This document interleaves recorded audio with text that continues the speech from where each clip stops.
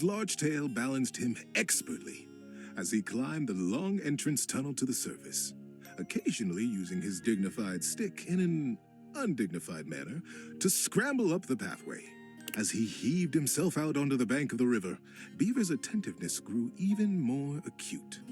It was dangerous to be outside alone. The Great War with the colony across the river had been going on for as long as he could remember, and a fair bit of time beyond that. It seemed like there had always been the war. He couldn't remember any outright battles or even any scrappy skirmishes, but they were definitely at war. He was sure of it. For a moment, he almost asked himself what the war was even about. But he forgot to finish the question.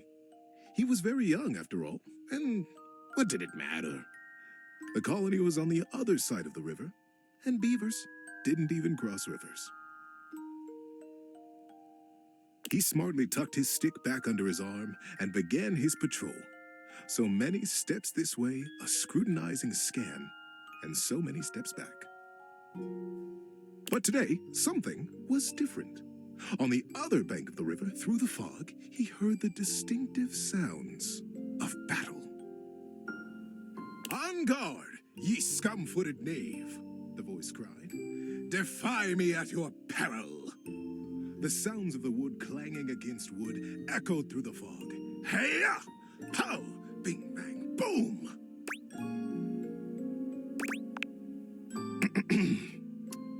"Thank you."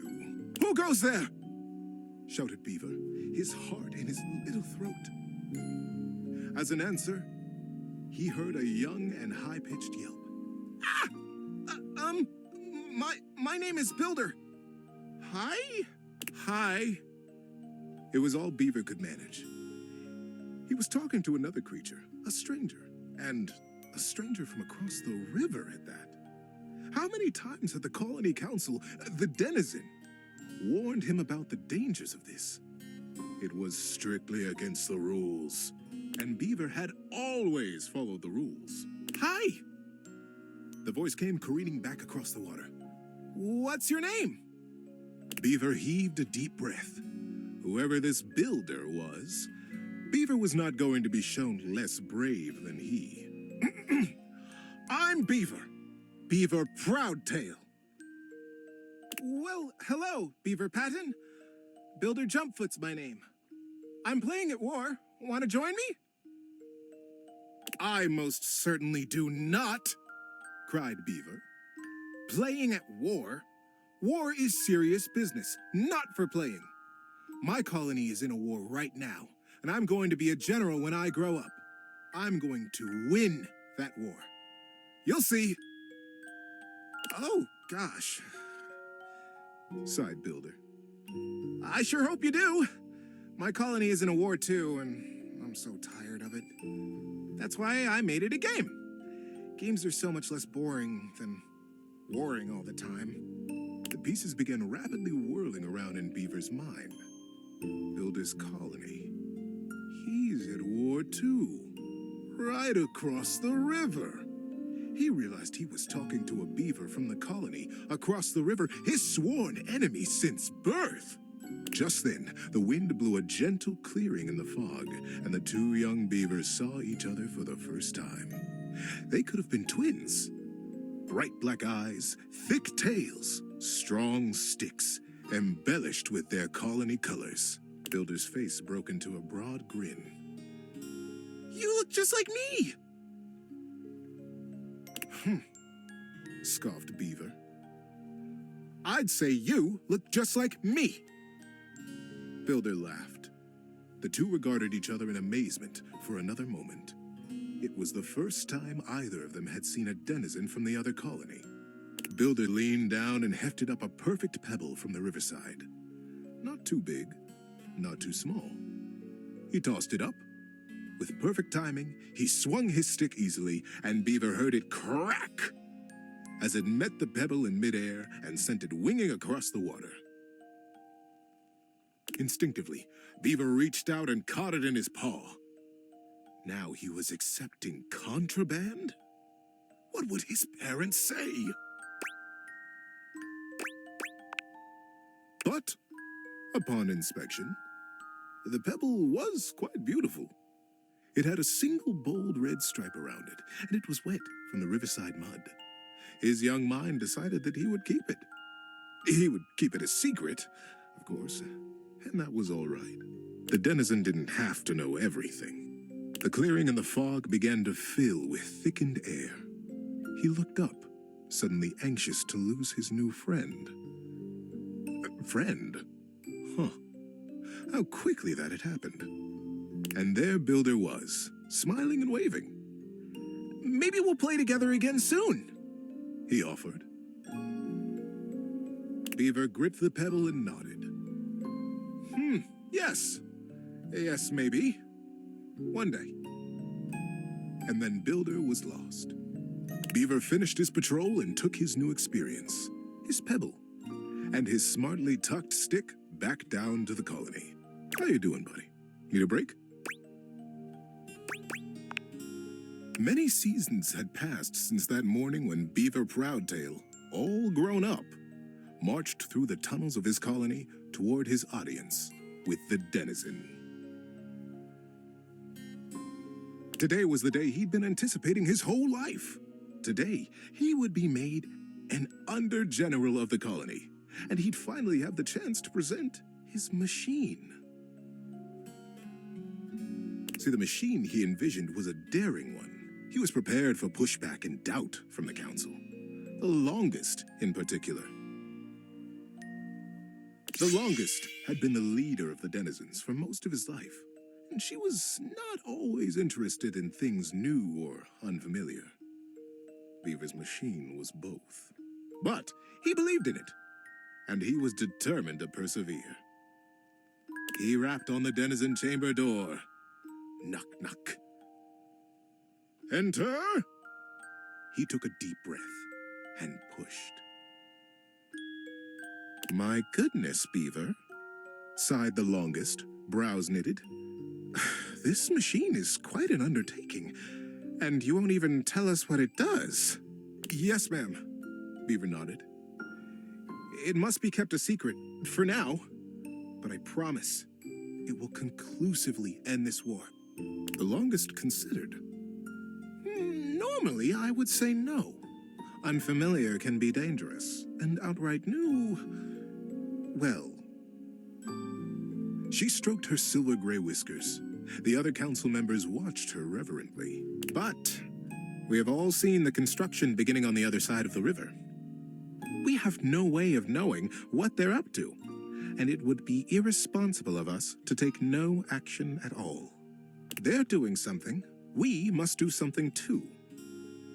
Deep murmurs of assent rippled around the small stump table.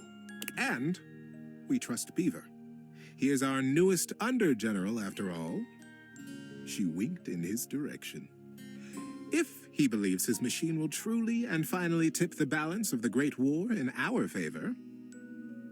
She paused. The silence was agonizing.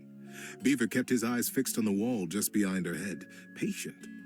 His paw unconsciously turned and returned a small pebble in his pocket, caressing along the line of a single great red stripe. "Then permission is granted." Beaver let go the breath he had been holding. "Whew. Begin construction as soon as you are able, Under-General. And good luck." She smiled warmly, but the burden of her long years of leadership showed through her sagging cheeks. "We will be watching."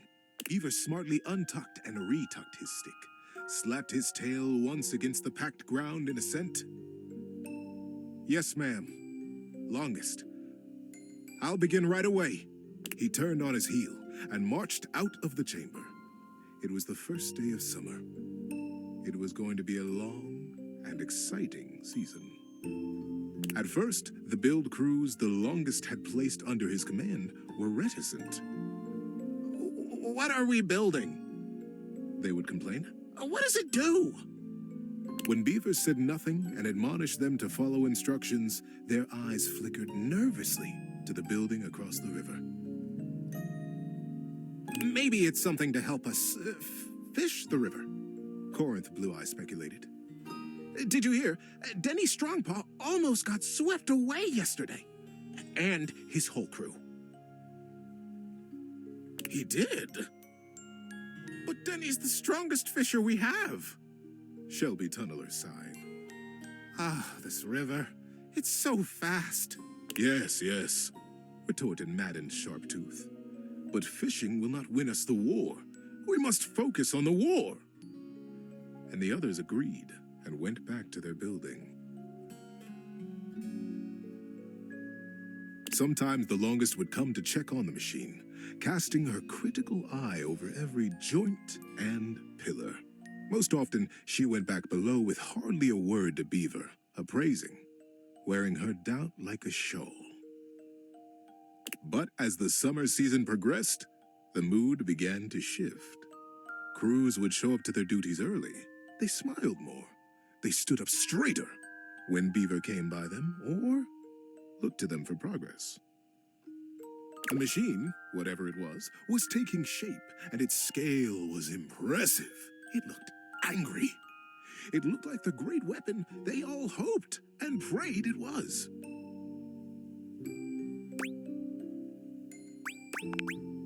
The crews began comparing their machine to the thing on the other side of the river. They even began trading barbs and joked with the beavers working on the other side. They pushed and prodded about who would finish their project first. Ours is a ship to go to the sky, and from there, we'll drop stars on you, and we'll win the war. Ha! Would come the reply.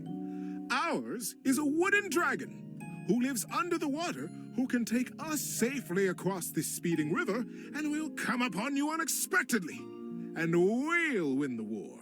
Days were marked now by hard work, and the sounds of challenge ricocheting across the water.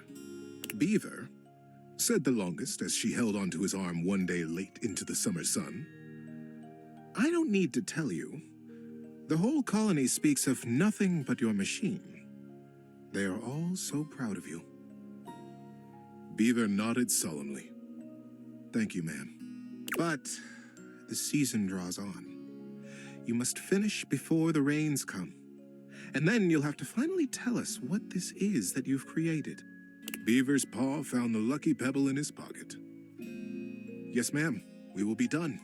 And I will test it, and you will watch. You'll see the destruction of our enemy. The longest squeezed his arm affectionately, and together they looked out over the setting sun and the water. How you doing, buddy? Need a break?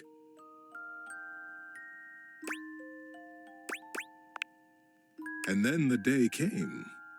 The crew stood around the great machine, eyeing with wonder the marvel that they had built. A few beaver folk noticed how similar theirs looked to the one across the river. But that was okay, they reasoned. They had been built facing each other after all. Beaver Proudtail strode up to the front of his machine. With his well-worn stick and his powerful bearing, he cut quite a figure. Corinth Blue Eye and Shelby Tunneler stood just behind him, awaiting their orders. All right, Corinth. Beaver turned to face them. Do you have the rope? Yes, sir. Corinth turned to Shelby, who produced the end of a long length of woven rope from a basket in the base of the machine. Time to get me up there, then. With the end of the rope tied around his waist, Beaver climbed up to what looked like a large square of woven netting, pulled tightly back from its center by a thick cable. The cable was held by 4 whole crews of beaver folk, straining against the resistance of the net. The longest stood back at a safe distance, her shawl wrapped tightly around her shoulders to ward off the early autumn chill. Beaver settled himself right in the middle of the netting, at the last moment shaking his head in sudden memory. Here, he said to Shelby, and handed her his precious stick. I'll be back for this. Back? Queried Shelby. Ready, crews! Shouted Beaver. Ready, under general! Came the chorused reply. And loose! At their cue, The crew simultaneously released their hold on the cabling, and the netting rocketed forward, launching Beaver Proudtail out into the air. Great river! They cried in consternation and shock. What? Where is he gone? Is he all right? What have we done? The confusion was so great that not even the longest could restore order. Minutes passed before another shape came sailing over the river from the other side to plop safely and squarely into the center of the net. It was Beaver. He had the same square head and the same rope wrapped securely around his waist. Good luck! What a ride! That's the most fun I've had in weeks, said the shape in the net. He began to disentangle himself and stand up. And it wasn't Beaver after all. The royal of the cruise was instant and a bit frightening. Who is this? Who are you? They cried, and the longest shouted at the top of her lungs, "Detain the stranger!" The crews pulled him down from the net, and the stranger never stopped smiling, greeting them warmly, even patting some of the beaver folk on the back. He looked just like Beaver. But Beaver never smiled like that. Beaver hardly smiled at all, come to think of it. I can understand your confusion, said the stranger genially. Beaver and I looked so much alike, even when we were kids. My name is Builder. Builder Jumpfoot. When no reply or greeting was forthcoming, Builder went on. I'm from the colony across the river. Oh, the silence was absolute. Across the river? How was that possible? Was he a weapon? Where was Beaver? How were they ever to get him back?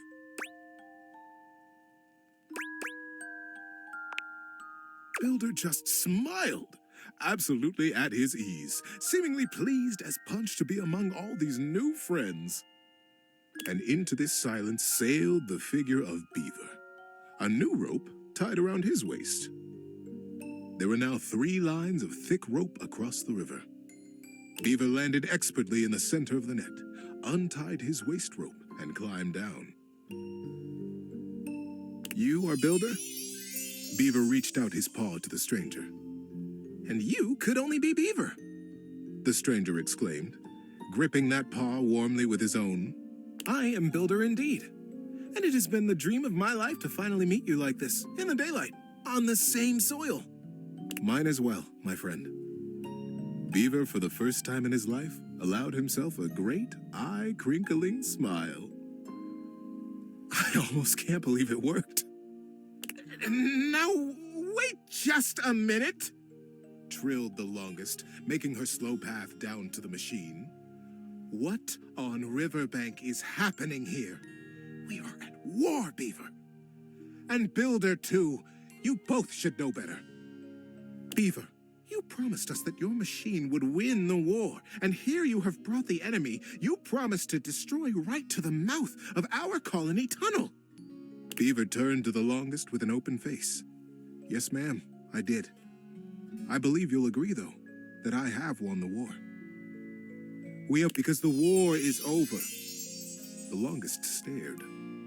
The machines that we have built will allow us to become not 2 colonies at war, but a single colony, united. The machines are designed to dam this river, ma'am, offered Builder. I believe you have the same dangers with fishing and swimming that we do, that you have never crossed it? The crews cackled at the absurdity of ever crossing this raging river. We have no need to fight the river now, you see, Builder continued. We sail above it, just as the single pebble did long ago, whispered Beaver. Builder smiled. We have already carried 3 great ropes from side to side between us, and it will be short work to have a whole net built across the river. Once the river is dammed, it will be a still pond, stocked with all the fish we could ever need, calm enough for us and our kids to play in. We will be a great community, the first colonies to ever cross water. the first ingenious constructors in the history of us.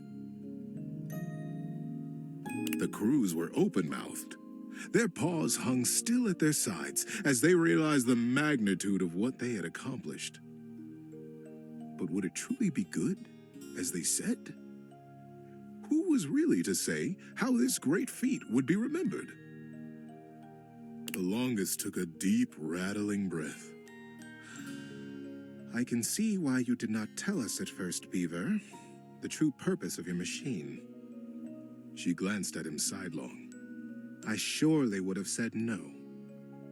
Nothing this daring has ever even been attempted before, let alone under the mask of subterfuge. Beaver looked up at her, suddenly a very young kid again in his heart. Yes, that is true, ma'am. I have won the war. I have won by making it go away. We have all won it. By making friends out of old enemies. Ma'am. Mother. Do you like it? The longest looked fondly on her son.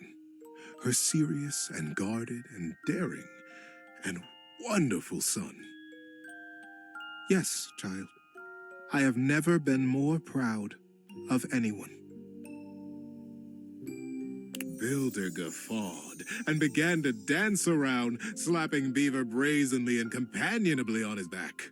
Beaver stood solemn, quiet, a gentle smile tickling the corners of his mouth, satisfied. It was, as they had promised, quick work to dam the river. Beaver and Builder were excellent guides, and the crew from both sides of the river proved naturally adept and joyous in their work. Before the autumn settled in, a great still pool existed between the two colonies. Kits splashing and playing and parents fishing safely. Denny Strongpaw, the best fisher in the fast water, turned out to be the best fisher in still water too, much to his delight. And very early each morning, Beaver Proudtail still crept quietly from the colony and performed his morning rounds. He had never missed a day.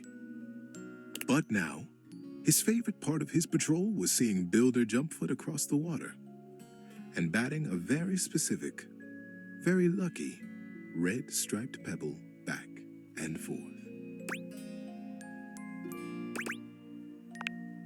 That's just it. Thanks for listening all the way through. Good night, buddy.